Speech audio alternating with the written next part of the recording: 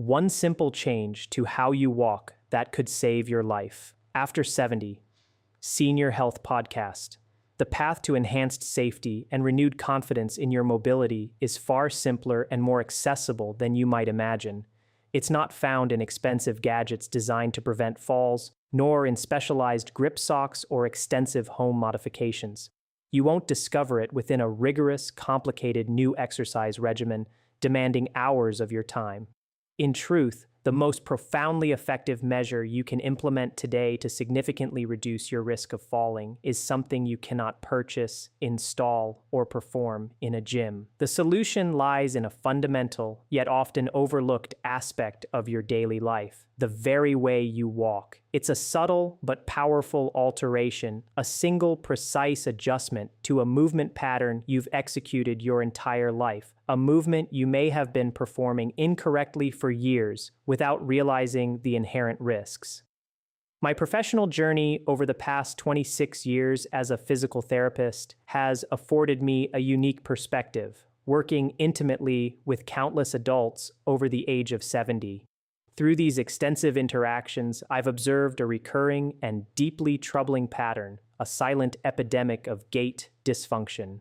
Time and again, individuals arrive at my clinic after experiencing a fall, their faces etched with confusion and embarrassment. They often recount the incident with a bewildered tone, uttering phrases like, "I was just walking across the kitchen," or "I wasn't doing anything out of the ordinary." And in a crucial sense, they are absolutely correct. They weren't engaging in any unusual or risky activities. This, paradoxically, is precisely where the core of the problem lies. The seemingly innocuous routine manner in which they navigate their daily environment, the very way they walk every single day, has, over time, subtly and insidiously transformed into a dangerous pattern, a risk factor that quietly accumulates without any explicit warning. The unsettling truth is that nobody ever took the time to inform them of this creeping danger. Today marks a pivotal moment where that silence will be broken. My intention is to illuminate this often hidden issue for you, to unveil what is most likely occurring in your current walking pattern, to explain with clarity why this seemingly minor deviation is placing you at significant ongoing risk, and to present you with one remarkably simple yet profoundly impactful change. This singular adjustment possesses the immediate potential to begin safeguarding your well-being, commencing with the very next step you take. There's no need for specialized equipment, no requirement for a gym membership, just this one critical refinement to your movement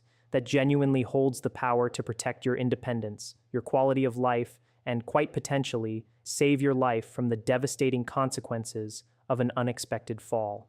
Before we delve deeply into the specifics of this vital information, if you haven't yet joined our growing community dedicated to empowering individuals with actionable health insights, I sincerely recommend you consider subscribing to our channel. Hitting that subscribe button and activating the notification bell will ensure you never miss out on another valuable health tip, each meticulously crafted with your specific needs and well-being in mind. Your engagement is highly valued. If you find this video beneficial and insightful, please take a moment to express your appreciation by typing 1 in the comments section below. Conversely, if you feel there are areas for improvement, or if the content didn't resonate as strongly, typing 0 provides us with invaluable feedback, allowing us to continuously refine and enhance the quality of content we deliver for you. The problem, shuffle gait. Let's turn our attention to the heart of the matter, a pervasive and often unrecognized issue I refer to as shuffle gait. I want you to truly consider the following description, allowing yourself to reflect honestly on whether this scenario resonates with your own experiences or observations of those around you. It's a pattern so common,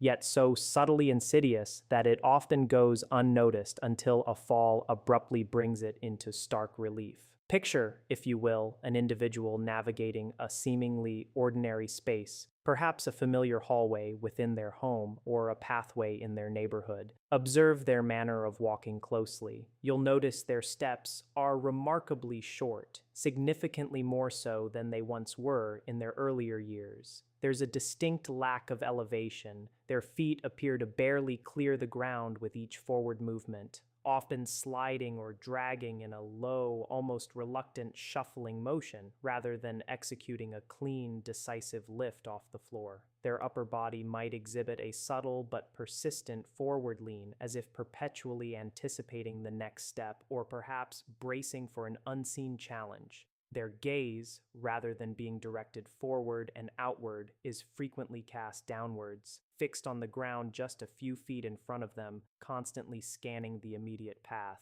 And their arms, those natural pendulums of balance, are often conspicuously inert, barely swinging, if at all, at their sides. This individual moves with an exaggerated sense of caution, a deliberate slowness that suggests an underlying wariness. This carefulness often stems from a deep-seated, though perhaps unacknowledged, awareness that the very ground beneath their feet no longer feels as reliably stable and trustworthy as it once did.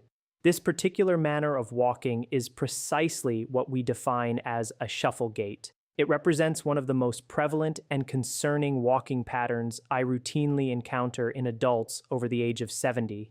What makes it particularly dangerous is its developmental trajectory. It doesn't appear overnight. Instead, it develops with excruciating gradualness, a slow erosion of natural mechanics that is so imperceptible that the majority of people living with it fail to notice its onset or progression whatsoever. It's a stealthy transformation, beginning innocently enough. Perhaps it starts as a heightened sense of caution adopted after a minor stumble, a close call that served as a fleeting warning. This initial, seemingly protective caution then progressively solidifies into an ingrained habit. The steps, initially just a little shorter, become progressively truncated. The feet, once lifting gracefully, cease to clear the ground effectively, initiating the telltale drag. The body's natural upright posture subtly shifts, tilting forward, exacerbating the instability. What feels, to the person adopting it, like a sensible and safe approach to walking, a cautious, measured way to prevent accidents, is, in grim reality, one of the highest risk movement patterns the human body can unconsciously adopt. It's a self-perpetuating cycle where the very attempt to be safe inadvertently amplifies the danger, transforming perceived carefulness into actual vulnerability. The hidden dangers of shuffle gait, why it puts you at risk. Understanding the mechanism of shuffle gait is only half the battle. Grasping why it is so inherently perilous is the critical next step toward prevention. When your feet are barely lifting off the ground, executing that characteristic shuffle, they remain perilously close to the walking surface at all times. This seemingly minor detail has catastrophic implications.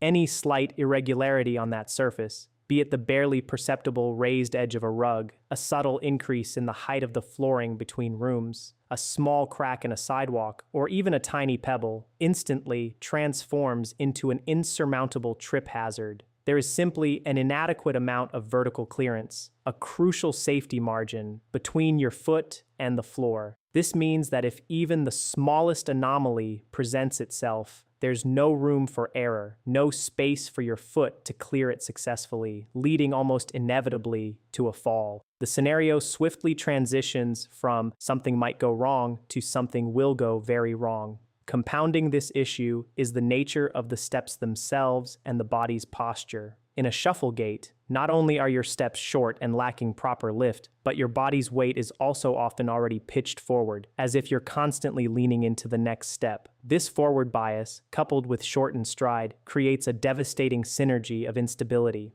The instant your toe catches on an obstruction, however minor, your body is caught entirely off guard. There's no time, no effective opportunity, and crucially, no physical space to initiate a recovery maneuver. The natural rapid reflexes that once allowed you to catch yourself, to take an extra compensating step, or to regain your balance, are completely circumvented. The fall doesn't just happen quickly, it happens almost instantaneously before your conscious mind even has a chance to register the sensation of falling. One moment you're walking, the next you're on the ground, often with a feeling of bewildered shock because there was no perceived warning, no moment to react. Beyond the immediate mechanical risk of tripping, shuffle gait also serves as a potent signal of deeper, underlying physiological decline that profoundly impacts your overall stability and resilience. the muscles that are fundamentally responsible for the dynamic and controlled lifting of your legs with each step, primarily your powerful hip flexors at the front of your hips, your glutes and your buttocks, and your deep core muscles,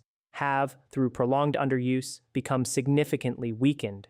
When these crucial muscle groups are not regularly engaged in their full range of motion, they atrophy. This muscular weakening directly contributes to the reduced foot clearance, perpetuating the shuffling pattern.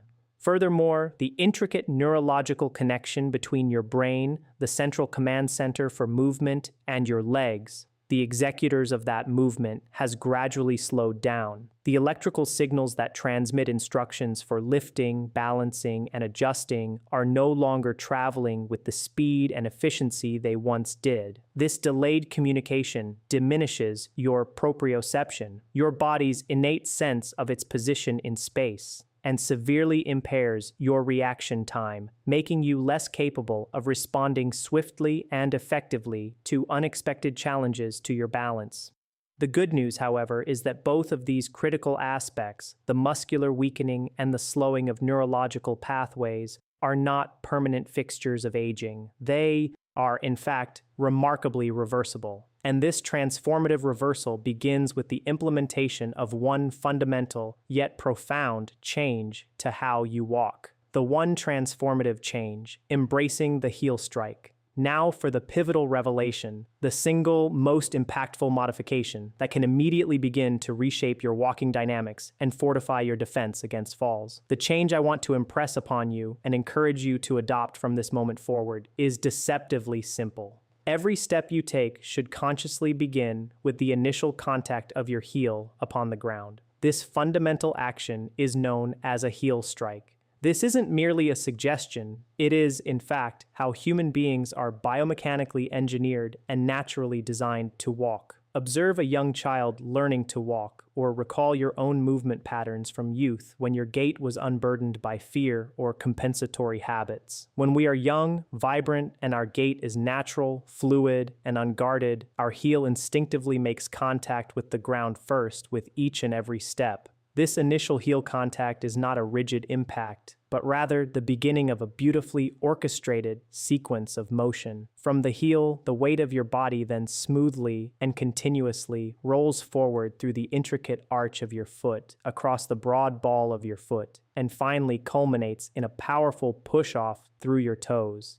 This propulsive action from the toes provides the necessary force and momentum to propel you into the next step. The entire sequence is a masterful display of biomechanical efficiency, a smooth, continuous, and integrated rolling motion that transitions seamlessly from one phase to the next. This natural heel-to-toe pattern is universally recognized as one of the most efficient, stable, and protective movement patterns the human body is capable of producing, distributing impact forces, optimizing balance, and maximizing forward momentum with minimal energy expenditure. However, a concerning and often unnoticed degradation occurs over the span of many years. As we age, a confluence of factors, including the natural weakening of key muscle groups and a quiet, insidious erosion of our confidence in our own balance, gradually conspires to diminish and eventually obliterate that essential heel strike. What often begins as a cautious adaptation, a seemingly protective instinct, becomes a detrimental habit. Instead of the heel leading the way, the foot begins to land flat against the ground, or in some instances, even makes initial contact with the toes first. This altered landing pattern results in a stride that is inherently shorter, lower to the ground, and critically, far less stable. The natural protective rolling motion through the foot ceases. The powerful propulsive push-off from the toes is abandoned or significantly reduced. We stop walking, and instead, we start shuffling. This becomes a self-reinforcing cycle of decline. With every passing month, every year that this shuffling pattern persists, the very muscles that are specifically designed and necessary to produce a proper, healthy heel strike become progressively weaker and more deconditioned. This is simply because they are no longer being adequately engaged or asked to perform their vital function. Reclaiming the heel strike is, therefore, not just about correcting a symptom, but about reactivating a fundamental protective mechanism that has long long been dormant. Implementing the heel strike, a simple, life-changing adjustment. Given the profound implications of reestablishing a proper heel strike, you might naturally wonder what the practical application of this correction truly entails. The good news is that the implementation is far simpler and more intuitive than you might initially anticipate, requiring only a conscious shift in your walking awareness rather than complex coordination. Here's the straightforward approach. With every single step you are about to take, make a deliberate effort to reach your heel slightly forward. This isn't about an exaggerated lunge. Imagine extending your heel just a few inches more than what you've likely grown accustomed to in your shuffling pattern. Allow this extended heel to be the very first point of contact with the ground. As your heel lands, consciously feel the weight of your body begin its natural progression, smoothly shifting forward through the entire length of your foot. Experience that subtle yet powerful rolling sensation. As your weight culminates at the ball of your foot,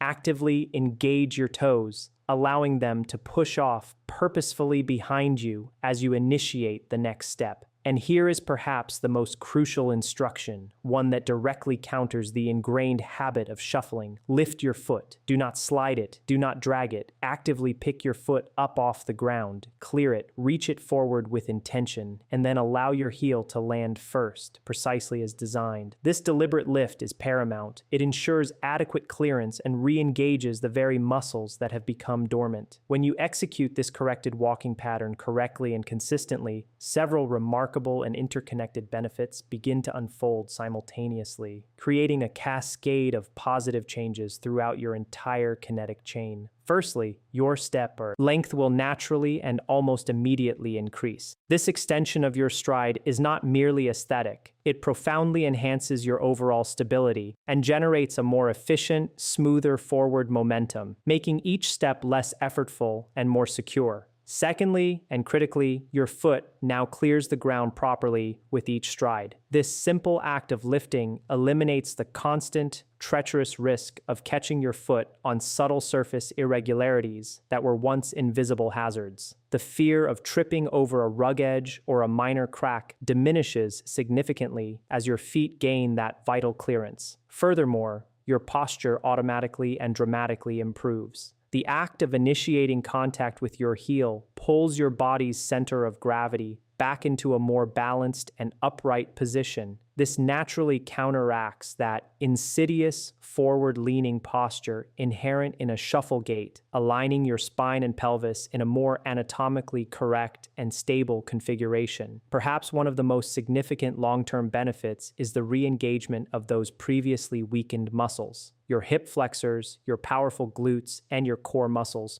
all are suddenly and quite powerfully being called upon to work again. This renewed activation initiates a crucial process of rebuilding the very strength and endurance that are your most formidable defenses against falls. This isn't just a minor tweak, it's a fundamental recalibration of your entire locomotor system. One single conscious change, one adjustment to how your foot meets the ground, triggers an expansive chain reaction throughout your entire body. This reaction immediately begins to work for you, enhancing your stability, strengthening your muscles, and improving your neurological responsiveness, rather than allowing your old habits to work against you with every single step. Now, to help cement this new vital walking pattern, making it feel natural, automatic, and robust, we will explore 5 targeted exercises specifically designed to reinforce and integrate this transformative heel strike into your daily life. Exercise 1,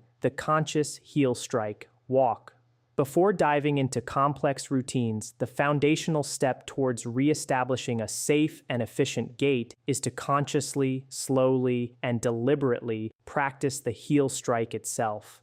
This initial exercise is paramount because, for many individuals who have been inadvertently shuffling for months or even years, The precise motor pattern required for a proper heel strike has genuinely faded from their neural pathways. This exercise is specifically designed to meticulously rebuild that crucial neural connection, guiding your brain and your leg muscles to relearn and practice the movement correctly, repetition by repetition, until it gradually becomes automatic and second nature once more. It's a process of neural re-education, laying the groundwork for all subsequent improvements. Why it matters. The human brain operates on a principle of use it or lose it when it comes to motor skills. If a specific movement pattern, like the heel strike, is neglected, the neural pathways that facilitate it become less efficient and weaker. The conscious heel strike walk directly addresses this neurological deficit. By meticulously focusing on the sensation and execution of each heel strike, you are actively re-engaging and strengthening these dormant neural connections. You are sending clear, consistent signals to your brain, essentially reminding it how to properly initiate and control this fundamental aspect of walking. This also builds proprioception, improving your body's awareness of where your foot is in space, which is critical for preventing trips and maintaining balance. How to do it. Begin by identifying a safe, clear stretch of floor. A hallway is ideal, or any long, open space along a sturdy wall that provides easy access to support. Position yourself at one end of this space. If you feel any uncertainty about your balance, keep one hand lightly touching the wall for immediate support. As you commence walking, deliberately clear your mind of all other thoughts, concentrating solely on your heel. With every single step, consciously extend your heel slightly forward and ensure it makes the very first contact with the ground. Truly feel that initial contact point. Then, consciously feel the weight of your body smoothly rolling through the entire foot, from heel to arch to ball, and finally, feel your toes powerfully push off, propelling you into the next phase of the step. This is a mindful movement. Take 10 deliberate steps forward in this manner. Turn carefully, utilizing small, controlled marching steps, and then walk back another 10 steps, maintaining the same conscious focus on your heel strike. This entire forward and back sequence constitutes one complete set. Aim to complete 3 of these sets, allowing yourself a brief rest period of approximately 30 seconds between each set to maintain focus and prevent fatigue. What to focus on? The absolute imperative for this exercise is to slow down significantly. Let me emphasize this. Speed is the enemy of relearning. When we rush, our bodies instinctively revert to ingrained, often incorrect, habitual patterns. The slower you execute each step, the greater conscious control you exert over the movement, and consequently, the stronger and clearer the neural signal you are sending to your brain. This isn't merely walking, it's a profound process of reprogramming your neuromuscular system. Visualize yourself literally recalibrating your body's internal walking software. Progress. Tip: once you achieve a comfortable and confident execution of the conscious heel strike walk on a single uniform surface, progressively challenge your nervous system by trying it on slightly different textures, such as carpet versus hardwood. The introduction of these subtle variations forces your brain and nervous system to adapt, generalize, and refine the newly learned pattern across diverse environments. This generalization is precisely what you need to ensure real-world safety and applicability, making the heel strike an automatic response regardless of the terrain you encounter. Exercise 2. The high knee march. Having re-established the foundational heel strike, our next focus is on empowering the muscles crucial for elevating your feet safely above the ground. The high knee march specifically targets these vital muscle groups, directly addressing a key deficit often exacerbated by shuffle gait. Why it matters. One of the most immediate and detrimental consequences of a prolonged shuffle gait is the progressive weakening and deconditioning of the hip flexors, the powerful group of muscles located at the front of your hips that are fundamentally responsible for lifting your leg with each step. When these muscles become weak or dormant from underuse, their ability to adequately lift your foot diminishes significantly, resulting in reduced foot clearance. This seemingly minor reduction in clearance has major implications. Every seemingly innocuous rug, every Dr. Threshold, every slight crack or uneven surface on a pathway transforms into a potential high-risk trip hazard. This exercise is precision engineered to specifically target and invigorate those crucial hip flexors, working to rebuild their strength and, more importantly, to reestablish the instinctive lifting reflex.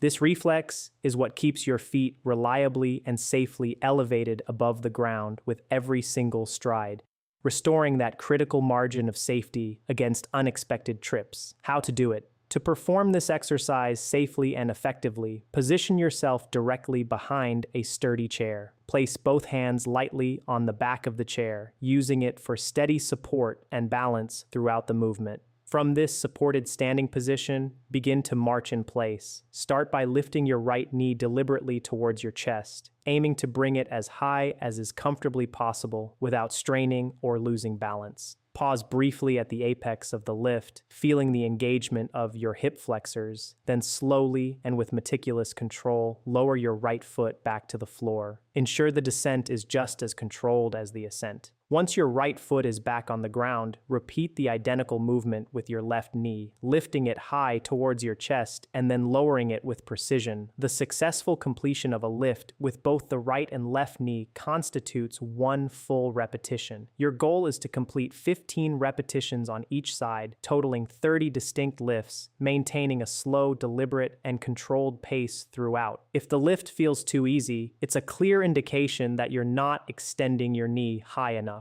Challenge yourself to elevate it a little further while maintaining form. What to focus on? Maintaining impeccable posture is paramount during this exercise. Stand tall and erect throughout the entire movement. It's crucial that you do not compensate for weak hip flexors by leaning your upper body backward as your knee rises. Your torso should remain upright and stable, with your shoulders relaxed and your gaze forward. The entirety of the lifting effort must originate from your hip, engaging the hip flexor muscles directly rather than relying on momentum or a backward body lean. Equally important is the control you exert during the lowering phase of the leg. This controlled descent is vital for building what is known as eccentric strength, which provides the crucial stability and shock absorption your leg requires when your foot returns to the ground. Progress. Tip: once you've mastered the stationary high knee march and feel confident, advance the exercise by incorporating forward movement. Practice the march while slowly walking through your hallway, maintaining a deliberate pace. The crucial modification here is to consciously lift each knee high before you initiate the forward step, and then, as you step forward, ensure you place your heel down first, fully integrating the heel strike principle. By combining the high knee lift with forward motion and the heel strike, you are effectively creating the closest possible simulation of proper fall-preventing walking that you can safely train within your home environment. Exercise 3. The stride length walk. Having honed your heel strike and strengthened your leg lift, the next critical component of a safe and confident gait is addressing the often drastically shortened stride length inherent in shuffle gait.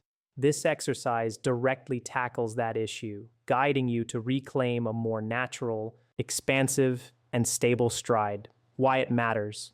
One of the most pronounced characteristics and debilitating consequences of shuffle gait is its tendency to drastically shorten your stride. In many cases, an individual's step length can be reduced to half or even less of what it was during their younger, more vigorous years. A short stride, far from being a protective measure, is inherently an unstable stride. It fundamentally compromises your body's natural walking mechanics in multiple critical ways. Firstly, it significantly reduces your forward momentum, making your gait feel choppy and less fluid. Secondly, a truncated stride disrupts your natural balance rhythm, Finally, a shortened stride often forces your center of gravity into an awkward, forward-pitched position. This constant forward lean makes you highly susceptible to falling forward if your toe catches on an obstruction, as your body lacks the necessary leverage and time to recover. This exercise specifically and gently challenges you to incrementally extend your stride length, guiding it back toward a safer, more stable, and more confident range. How to do it? Find a clear, open stretch of hallway. You'll need 2 pieces of painter's tape or any temporary markers. Place the first piece of tape on the floor where you will begin your step. Then, measure and place the second piece of tape approximately 18 inches forward from the first. This distance serves as your initial target stride length. If, however, 18 inches feels excessively long or creates a sense of instability at first, it is perfectly acceptable and advisable to start with a slightly shorter distance, perhaps 12 inches. Stand at one end of your designated space, take a deliberate step forward with one foot, consciously aiming to land your heel precisely at or just beyond the second piece of tape. Immediately follow with your other foot, landing the heel at the same extended distance. Continue walking the entire length of your hallway in this manner, executing 10 full measured strides. Turn carefully and return to your starting point, maintaining the same focused attention on your extended stride and the crucial heel contact. Aim to complete 2 full lengths of the hallway, down and back twice for this exercise. What to focus on? While the goal is to lengthen your stride, it is vitally important to avoid any sensation of lunging or overreaching. The objective is not to dramatically exaggerate your movements. Instead, the aim is to achieve a comfortable, natural, and controlled extension of your stride. It should feel like a release of a previously constrained movement, not a forced stretch. If the initial 18-inch target feels too ambitious, do not hesitate to adjust it. The precise distance in the early stages matters less than the consistent habit and intention of reaching that heel forward with purpose on every single step. Progress.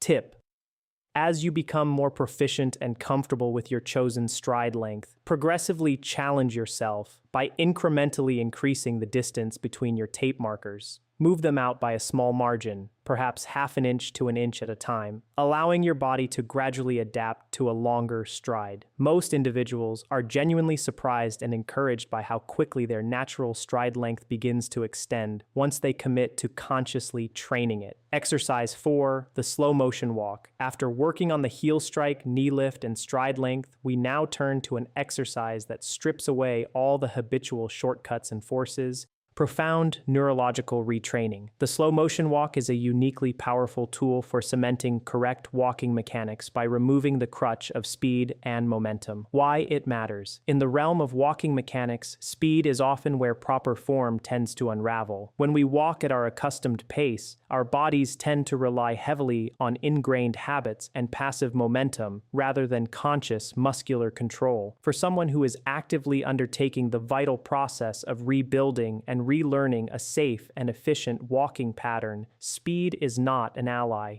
It is, in fact, the principal enemy. The slow motion walk intentionally and completely removes speed from the equation. By drastically reducing the pace, this exercise forces every single muscle group involved in the complex act of walking to engage independently, deliberately, and with full conscious control. This makes it one of the most potent neurological training tools available for truly relearning safe movement patterns. It enhances neuromuscular coordination, refines proprioception, and strengthens the intricate balance system by forcing it to stabilize your body through extended periods in single-leg stance.